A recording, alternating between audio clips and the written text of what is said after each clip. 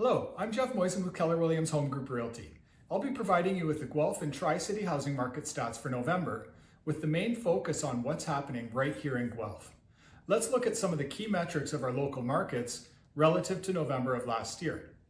In Guelph, the median sale price was $743,000, which is down by 3.6%. The median days to sell was 29 days, which is up by 81.3%. The total number of listings was 224, down by 17.9%, and the total number of sales was 124, down by 42.6%. For the Tri-Cities, in Kitchener, the median sale price was $645,000, down by 9.2%. In Waterloo, it was $695,000, down by 2.2%. And in Cambridge, it was $675,000, down by 6.9%. Guelph's latest market data points to a noticeable cooling trend. Prices have eased slightly, but the bigger story is the significant slowdown in buyer activity.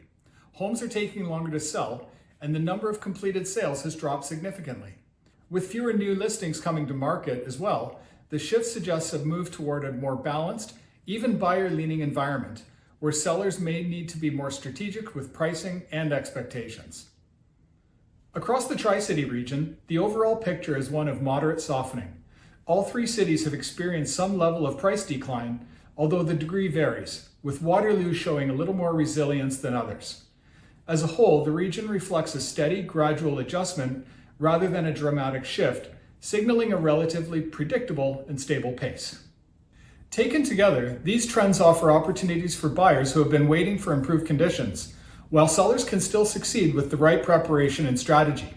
If you're thinking about making a move this season or into the new year, now's a great time to assess your position and start planning your next steps. I would be happy to walk you through what these trends mean for your goals. Please feel free to reach out anytime. Thanks a lot for joining me, and have a great day.